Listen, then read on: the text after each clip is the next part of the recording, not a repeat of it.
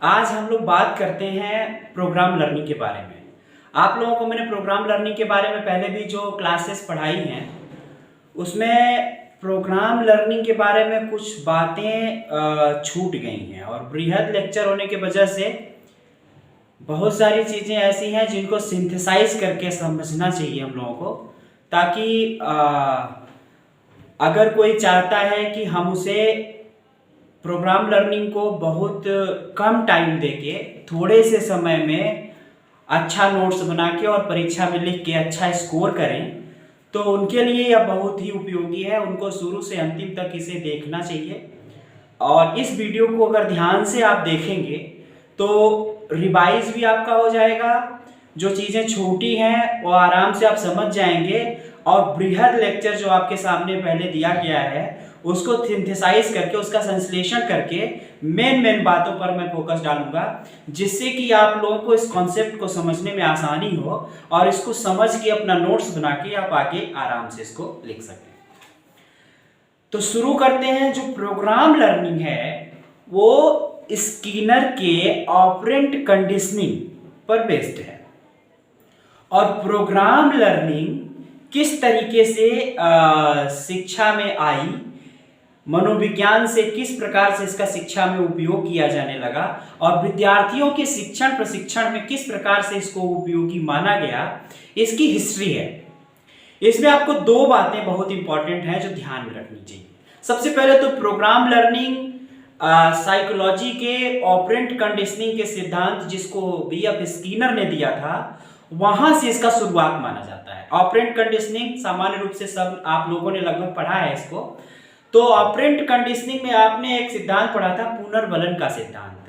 पुनर्बलन के सिद्धांत स्किनर का एक महत्वपूर्ण सिद्धांत है। इन सब सिद्धांतों को देने के बाद जब साइकोलॉजी में ऑपरेंट कंडीशनिंग का सिद्धांत स्किनर ने दिया, तो स्किनर के मन में ये आया कि मैंने मनोविज्ञान में एक अच्छा सिद्धांत दिया है और उस सिद्धांत को अगर मैं शिक्षा में और छात्रों के शिक्षण प्रशिक्षण में लागू कर पाऊं, उसको व्यवहारिक बना सकूं, तो ऐसा करने से क्या होगा, मेरी ख्याति और बढ़ेगी और मेरे सिद्धांत का पहुंच जो है व्यवहारिक स्तर पर ज्यादा मात्रा में लोगों तक पहुंच पाएगा। स्किनर जो थे वो अमेरिका के एक साइकोलॉजिस्ट थे जिन्होंने इसे शिक्षा में लागू करने के लिए ऑपरेंट कंडीशनिंग को लाए। ऑपरेंट कंडीशनिंग में जब स्किनर का सिद्धांत फेमस होने लगा तो उन्होंने प्रोग्राम लर्निंग का एक नया कॉन्सेप्ट दिया। शुरू में प्रोग्राम लर्निंग का कॉन्सेप्ट इतना ज्यादा व्यवहारिक नहीं था, उन्होंने इसमें बहुत सारे जोड़ तोड़ भी टाइम के साथ किए।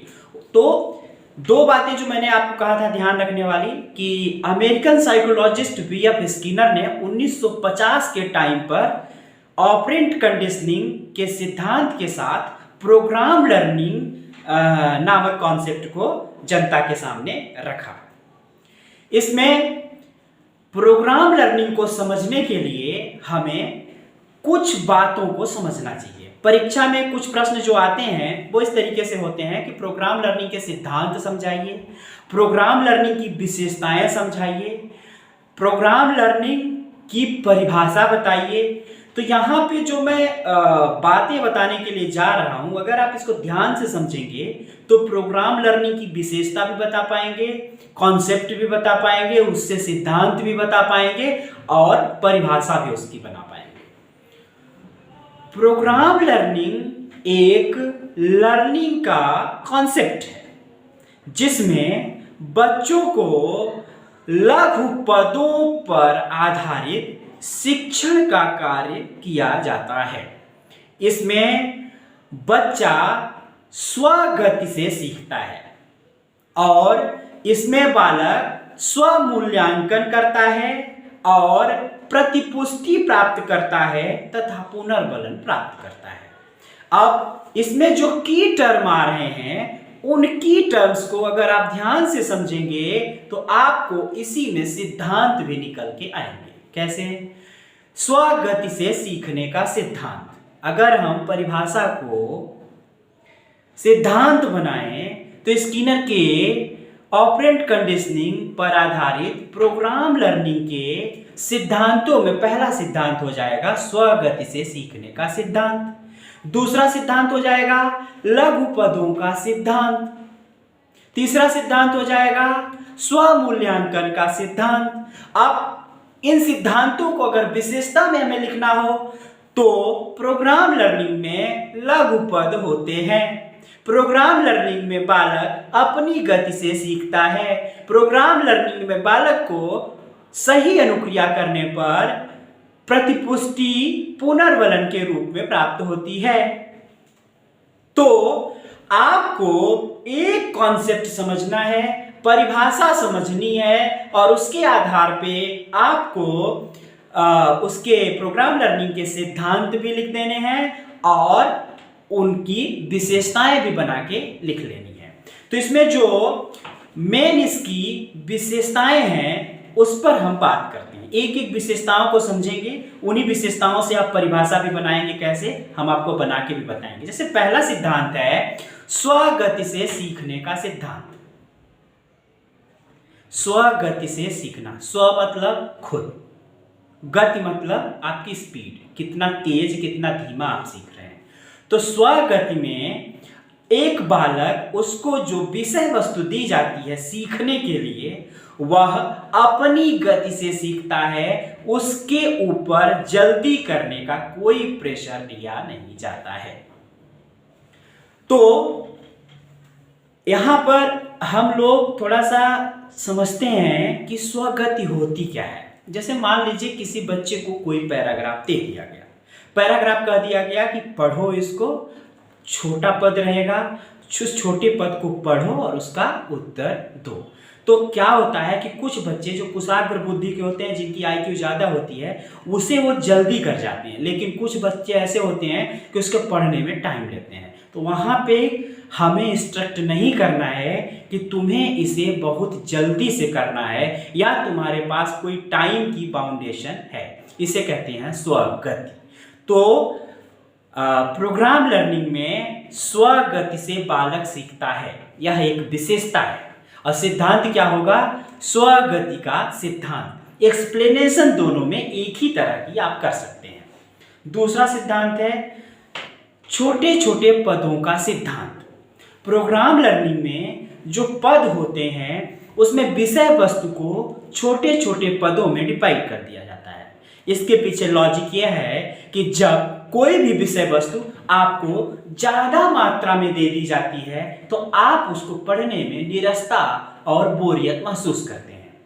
जैसे अगर आपको दे दिया जाए, एक कॉपी दी जाए, ये कॉपी है, इसको दे दिया जाए कि ये जो है इतनी मोटी कॉपी है, इसको शाम तक आपको इसमें जो नोट्स बने हुए हैं उसको आपको कंप्लीट करना है। ज्यादा मोटा देखने के बाद पहले ही आपके मन में एक साइकोलॉजिकल विचार आएगा कि यह ज्यादा है, शाम तक कैसे कंप्लीट होगी। इस तरीके से आप उत्साह और रुचि की आप में कमी आएगी। लेकिन प्रोग्राम लर्निंग में छोटे पद रखने का मेन मतलब यहाँ पे ये है कि छोटे पद रखने से बालक उसको रुचि से पढ़ता है, उसमें निरस्ता का अनुभव नहीं करता और उसे समस्या समाधान या सलूशन प्राप्त करने में बहुत ज्यादा माथापच्ची नहीं करनी पड़ती है, जल्दी से उसको वो प्राप्त कर पाता है। यह होते हैं लघु पद की तार्किकता। उसके बाद सक्रियता का सिद्धांत। इसके अंतर्गत मेन जो इंपॉर्टेंट बात है, इसमें निष्क्रियता नहीं रहेगी। प्रोग्राम लर्निंग चूंकि स्टूडेंट बेस्ड है, स्टूडेंट आधारित है, स्टूडेंट इसमें जो भी चीज करना है इसको स्टूडेंट को करना है, इसलिए स्टूडेंट के ऊपर ही जब सारी चीजें बेस्ड हैं तो स्टूडेंट को तो निश्चित रूप से सक्रिय रहना पड़ेगा। तो इसमें जो बालक होता है चूंकि उसी को फ्रेम पढ़ना है, उसी को उत्तर देना है, शिक्षक सिर्फ एक मार्गदर्शक और देखने के रूप में कार्य करता है, उसको देखता रहता है, इसलिए इसमें छात्र की सक्रियता जो है इंपॉर्टेंट है।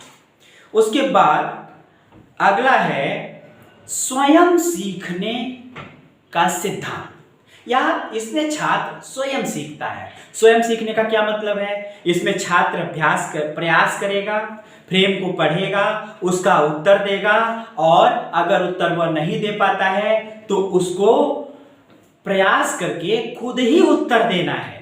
उसमें किसी प्रकार से एक्सटर्नल सहयोग उसको ज्यादा मात्रा में नहीं मिलता है। इसमें प्रोग्राम लर्निंग में ब्रांचिंग में जो त्रुटि पृष्ठ होता है उसमें हिंट मिलते हैं, वह नया ज्ञान सीखता है, लेकिन इसमें प्रयास चूंकि खुद को करना है इसीलिए इसको स्वयं सीखने का सिद्धांत भी कहते हैं। अगला है स्वयं मूल्यांकन का सिद्धांत। इसमें जो बालक क्वेश्चंस के आंसर करता है, प्रेम में जो क्वेश्चंस होते हैं उनका जो आंसर्स करता है, उसमें क्या होता है कि सही है तो उसे फीडबैक मिल जाएगा, सही है तो पुनर्बलन मिल जाएगा। तो वो जो पुनर्बलन उसको बच्चे को मिलता है, उसी पुनर्बलन के आधार पे वह मूल्यांकन करता है कि मेरा उत्तर सही है या गलत है। अगर गलत होता है तो वह नेक्स्ट फ्रेम में लीनियर में नहीं पहुंच पाता है। और ब्रांचिंग में जब उसको कोई उत्तर गलत कर देता है तो उसे जो फीडबैक पृष्ठ होता है वहां पे जाके लर्न करना होता है कि उसका उत्तर सही है या गलत है, और उसे दूसरा प्रयास करना होता है। और जो त्रुटि पृष्ठ होता है वहां पे जाने के बाद उसको उस बात को नए रूप में सीखने को मिलता है। फिर आगे क्या है, इसमें जो प्रोग्राम लर्निंग है उसमें उपचारात्मक निर्देश भी दिए जाते हैं। उपचारात्मक निर्देश का क्या मतलब है? उपचारात्मक निर्देश का मतलब ये होता है कि आपने जो गलती की उसको समझाने के लिए एक हिंट करना और उसको बताना। उत्तर नहीं बताया जाता, यह बताया जाता है कि यह आपने जो किया है यह गलत है, यह और जो उत्तर वो छात्र दिया रहता है उस उत्तर के बारे में बताया जाता है कि यह विकल्प इससे रिलेटेड है। मेन उत्तर बच्चे को नहीं दिया जाता है। उसके बाद जो अगर हम इसकी बात करें कि प्रोग्राम लर्निंग की परिभाषा क्या है, तो इसको इंग्लिश में अगर हम बात करें, इसको टर्म्स को समझें तो progressively monitored step by step of teaching method. Progressive है, आगे बढ़ना है इसको, मतलब जो भी लर्निंग हो रही है वह उत्तरोत्तर वृद्धि करेगी, इसलिए इसको प्रोग्रेसिव टीचिंग मेथड कहते हैं।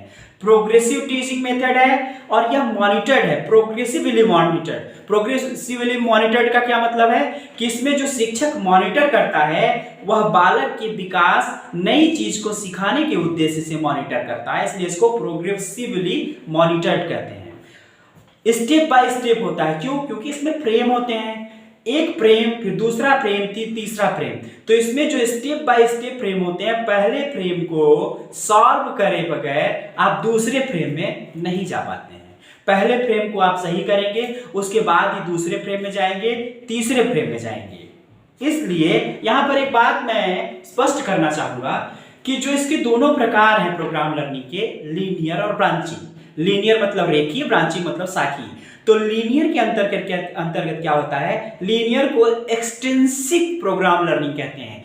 बाह्य प्रोग्राम लर्निंग, बाह्य अभिक्रमित अनुदेशन या बाह्य अभिक्रमित सीखना। बाह्य इसको क्यों कहते हैं? क्योंकि जो क्वेश्चन होता है उस क्वेश्चन के बाहर उत्तर रहता है। ब्रांचिंग में क्या होता है? ब्रांचिंग में जो क्वेश्चन होता है या फ्रेम होता है उस फ्रेम से संबंधित मल्टीपल चॉइस के क्वेश्चंस होते हैं। तो चूंकि वह फ्रेम से रिलेटेड क्वेश्चंस हुई होते हैं और उसके अंदर आते हैं, इसलिए इसको इंस्ट्रिंसिक कहा जाता है, आंतरिक प्रोग्राम लर्निंग। लेकिन जो लीनियर है उसमें फ्रेम रहता है और फ्रेम में इस तरीके के कोई विकल्प नहीं होते हैं। इसमें कई सारे फ्रेम होते हैं लीनियर में। कई सारे लीनियर में फ्रेम होने की वजह से जो विद्यार्थी होता है वह बोरियत महसूस करता है, वह विद्यार्थी जो कुशाग्र बुद्धि का है। क्यों? क्योंकि इतने ज्यादा फ्रेम होने की वजह से उसको ये लगता है कि यह फ्रेम कब खत्म होगा और उसे बहुत ज्यादा निराशा लगती है। लेकिन जो कुशाग्र बुद्धि वाला व्यक्ति है वह मल्टीपल चॉइस क्वेश्चंस जो बाह्य प्रोग्राम लर्निंग में है, आंतरिक प्रोग्राम लर्निंग में है, जिसे आप क्राउडर के द्वारा दी गई प्रोग्राम लर्निंग जिसको ब्रांचिंग लर्निंग कहते हैं। तो ब्रांचिंग लर्निंग में क्या है कि वह अंदर विकल्प जो दिए होते हैं उसमें कुशाग्र बुद्धि वाले बच्चे को बहुत ज्यादा मेहनत करनी पड़ती है। तो जब उसे मेहनत करनी पड़ती है तो उसका उसमें रुचि लगती है, लेकिन लीनियर में खाली हो जाता है।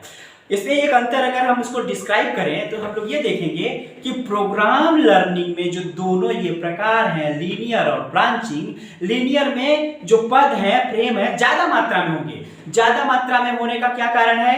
ये कारण है कि इसमें जो फ्रेम होते हैं वो छोटे होते हैं। ब्रांचिंग में इससे बड़े फ्रेम होते हैं, लेकिन फिर भी इसमें छोटे फ्रेम होते हैं। छोटे फ्रेम होने की वजह से जो विषय वस्तु होती है ज्यादा मात्रा में सिखानी होती है, इसलिए इसके फ्रेम कई सारे होते हैं। लेकिन चूंकि ब्रांचिंग में लीनियर के मुकाबले फ्रेम का जो साइज होता है वो बड़ा होता है, इतना बड़ा भी नहीं होता है लेकिन इसके मुकाबले बड़ा होता है। तो बड़ा होने की वजह से चूंकि उसमें क्वेश्चंस नीचे होते हैं, तो इसलिए आंतरिक में क्वेश्चन होने की वजह से वह आसानी से कुशाग्र बुद्धि वाले बच्चों को अपने अटेंशन में लाता है और उनको जो इंटेलेक्चुअली सेटिस्फाई कर पाता है।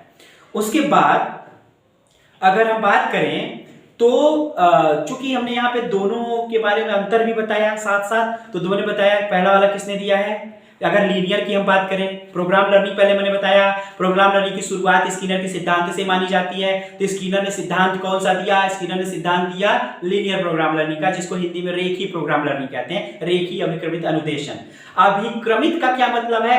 अभिक्रम। अभिक्रम का मतलब है एक फ्रेम दूसरे फ्रेम से तार्किक रूप से व्यवस्थित रहेगा। अभिक्रम एक निश्चित क्रम में, इसीलिए इसको अभिक्रम करते हैं। एक निश्चित क्रम ब्रांचिंग में भी है, ब्रांचिंग में भी एक निश्चित क्रम है, लीनियर में भी एक निश्चित क्रम है। तो क्रम है इसमें, ऐसा नहीं है। हाँ, ब्रांचिंग में ये है कि इसका मतलब ये नहीं होता है। इसमें एक इंपॉर्टेंट बात यहां पर हम आपको बताना चाहेंगे कि सभी स्टूडेंट्स को, जितने भी स्टूडेंट्स हैं, सबको लीनियर में क्या है कि एक निश्चित पथ को फॉलो करना है, एक निश्चित वे को फॉलो करना है, एक निश्चित रास्ते पे ही सभी विद्यार्थियों को चलना है। लेकिन ब्रांचिंग में इसकी छूट रहती है। ब्रांचिंग में कि जितनी जैसे शाखाएं होती हैं, कोई भी बच्चा किसी भी ब्रांच से अपना प्रॉब्लम सॉल्व करना या फ्रेम को पढ़ के उसका उत्तर देना शुरू कर सकता है। उसके बाद रेखीय में 4 प्रकार के पद होते हैं। रेखीय प्रोग्राम लर्निंग में 4 प्रकार के पद होते हैं। कौन कौन से 4 प्रकार के पद होते हैं? पहला है प्रस्तावना पद, दूसरा है शिक्षण पद, तीसरा है अभ्यास पद और चौथा है परीक्षण पद। प्रस्तावना पद क्या होता है? रेखीय प्रोग्राम लर्निंग में जो पहला प्रकार का पद है प्रस्तावना पद, वह पूर्व ज्ञान से रिलेटेड रहता है।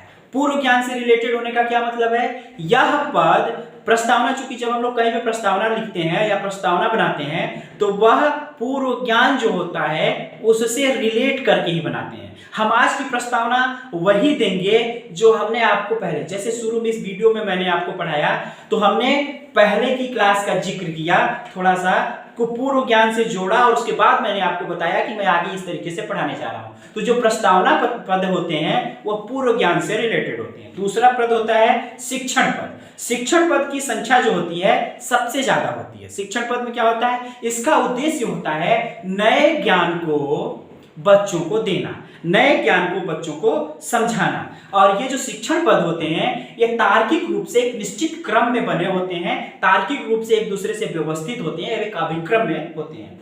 तीसरा होता है शिक्षण के बाद अभ्यास पद। अभ्यास पद का क्या मतलब होता है? जो भी आपको पढ़ाया गया है उसको अभ्यास कराया जाता है। यह थोड़ा सा कठिन हो जाता है। क्यों? क्योंकि जब कोई टीचिंग होती है तो टीचिंग में टीचर जो होता है वह एक आसान मेथड से, आसान शब्दों का उपयोग करके सरल भाषा में पढ़ाने का प्रयास करता है। लेकिन जब वो क्वेश्चन देता है तो चूंकि आपके एनालिटिकल सिंथेसिस माइंड को वह जज करना चाहता है, आपके कल्पना को, आपकी इमेजिनेशन को, विचारों को, आपके तार्किकता को परखना चाहता है, इसलिए क्वेश्चन जो होते हैं कुछ इस प्रकार से आपसे पूछता है ताकि आपकी अपनी रचनात्मकता भी उसमें दिखे, इसलिए थोड़ा सा कठिन होता है। लेकिन शिक्षक जो पढ़ाता है वह इस बात का भी ध्यान रखता है कि सभी बच्चे, क्लास के कमजोर बच्चे और होशियार बच्चे, सभी को सम्मिलित करके पढ़ाना होता है, इसलिए वह कठिन से लेके सरल और सरल से लेके कठिन भाषा का प्रयोग अपने लेक्चर में करता है। चौथा जो पद होता है वो परीक्षण पद होता है। परीक्षण पद का क्या मतलब है? हमने आपको पढ़ा दिया, पढ़ाने के बाद अभ्यास भी हो गया, तो हम क्या करते हैं? परीक्षण करते हैं कि जो टीचिंग की गई है वह कितना प्रभावशाली है। परीक्षण किया जाता है कि आखिर इस टीचिंग का असर कितना हुआ है और क्या जो लर्निंग ऑब्जेक्टिव शिक्षण उद्देश्य लेके एक अध्यापक चला था कि इस पाठ को पढ़ाने के बाद बच्चे यह कर पाएंगे, यह समझ पाएंगे, यह सीख पाएंगे, क्या उसमें अध्यापक के लर्निंग ऑब्जेक्टिव पूरे हुए हैं या नहीं पूरे हुए हैं। उसके बाद अगर हम क्या बोलते हैं कि दोनों में अगर तार्किक क्रम में अंतर पर बात करें तो पहला अंतर कि एक को बीएफ स्किनर ने दिया है, किसको? लीनियर को। दूसरे को क्राउडर ने दिया है, क्राउडर ने किसको दिया है? ब्रांचिंग को। पहले वाले को एक्सट्रिंसिक या बाह्य अभिक्रमित अनुदेशन कहा जाता है, कारण मैंने बताया है आपको पीछे। दूसरे वाले को आंतरिक इंस्ट्रिंसिक प्रोग्राम लर्निंग या आंतरिक अभिक्रमित अनुदेशन कहा जाता है। तीसरा ये है कि जो रेखीय अभिक्रमित अनुदेशन है उसमें प्रत्येक विद्यार्थी को एक निश्चित पद में चलना पड़ता है। ब्रांचिंग में एक हर विद्यार्थी स्वतंत्र होता है कि किसी भी ब्रांच से वह क्वेश्चन का आंसर करना शुरू कर सकता है। लीनियर प्रोग्राम लर्निंग में जो पद होते हैं वह छोटे होते हैं और ब्रांचिंग में लीनियर की तुलना में पद बड़े होते हैं। और उसके बाद अगला जो है कि जो लीनियर है उसमें स्टेप बाय स्टेप फ्रेम जुड़े हुए होते हैं। एक फ्रेम में आपको किसी प्रश्न का उत्तर देने के बाद ही दूसरे फ्रेम में आपको जाने को मिलेगा। इसमें 3 तरह से अनुक्रिया होती है, 3 बातें होती हैं: उद्दीपन, अनुक्रिया, पुनर्बलन। तो उद्दीपन का क्या मतलब? फ्रेम से है, फ्रेम को आपने पढ़ा, फिर आप अनुक्रिया करेंगे, अनुक्रिया करने के बाद सही होगा तो आपको पुनर्बलन मिलेगा, गलत होगा तो आपको पुनर्बलन नहीं मिलेगा। यही से आप स्वमूल्यांकन करते हैं।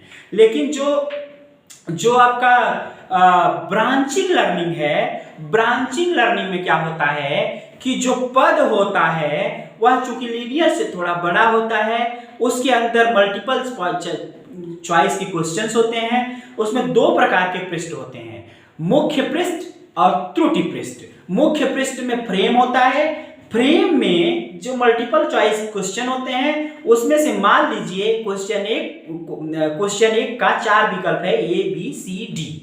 मान लीजिए उसका बी विकल्प सही है। बी विकल्प अगर आप सही कर देते हैं तो आप दूसरे प्रश्न को करेंगे। लेकिन अगर आप पहले क्वेश्चन के बी विकल्प की जगह ए विकल्प को सही करते हैं तो यह विकल्प चूंकि गलत है, इसलिए आपको ये विकल्प करने बाद वहां पर बता दिया जाएगा कि यह उत्तर आपका गलत है और वहां पे एक पेज अटैच रहेगा आपसे और वह आपको उस पेज पे लेके जाएगा जहां ए विकल्प के बारे में लिखा रहेगा। उदाहरण से समझते हैं इसको कि मान लीजिए मैंने कहा कि भारत के प्रधानमंत्री कौन है। तो भारत के प्रधानमंत्री कौन है? वर्तमान भारत के प्रधानमंत्री में 4 विकल्प मैंने दे दिया: अमित शाह, राजनाथ सिंह,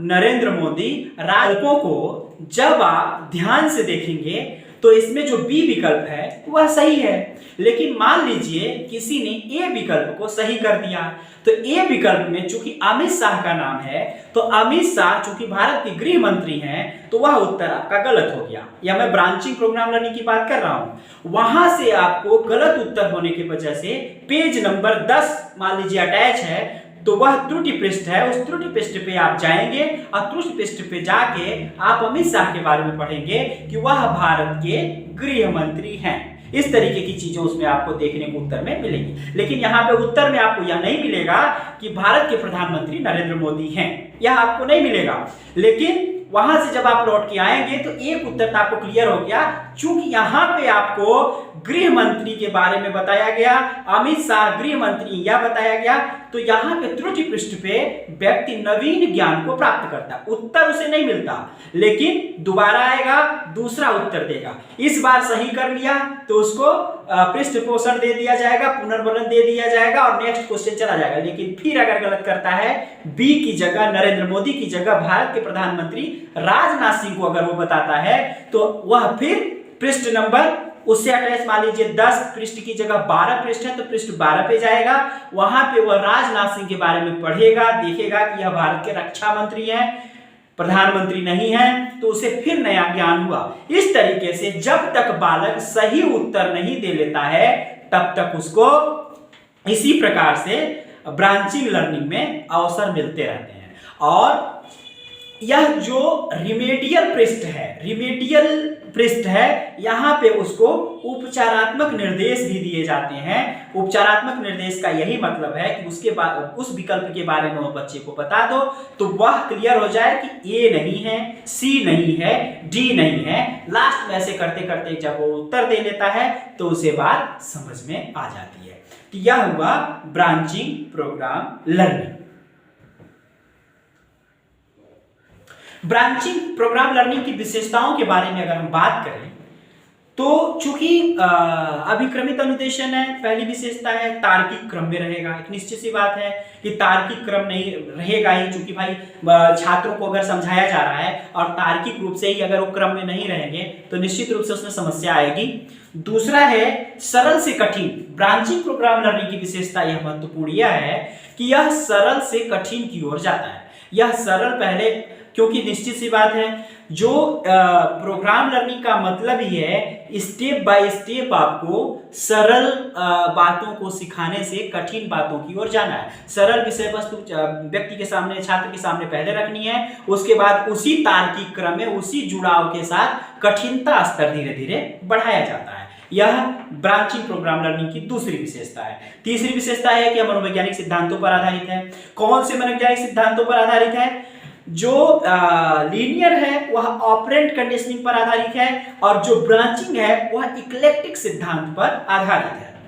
अगला है व्यक्तिगत विभिन्नता। निश्चित सी बात है इसमें जब स्वगति से सीखना है, स्व मूल्यांकन है तो निश्चित रूप से स्वयं की समझ से सीखना है, स्वयं से सीखना है, तो निश्चित रूप से अगर सारा कुछ व्यक्ति पर निर्भर है तो निश्चित रूप से इसमें व्यक्तिगत विभिन्नता को महत्व दिया जाएगा। रेखीय में भी व्यक्तिगत विभिन्नता को महत्व दिया जाता है और ब्रांचिंग में भी व्यक्तिगत विभिन्नता को महत्व दिया जाता है। अगला है पुनर्बलन। पुनर्बलन दोनों ही सिद्धांतों में जरूरी है, क्योंकि भाई चाहे फीडबैक कह लीजिए चाहे पुनर्बलन कह लीजिए, जब रेखीय में कोई भी बच्चा किसी क्वेश्चन का आंसर करता है और वो उसको सही कर लेता है तो उसको पुनर्बलन मिलता है, और ब्रांचिंग में जब वो सही कर लेता है तो उसको पृष्ठ पोषण मिलता है, फीडबैक मिलता है अनुक्रिया का जवाब में। तो पुनर्बलन दोनों में है।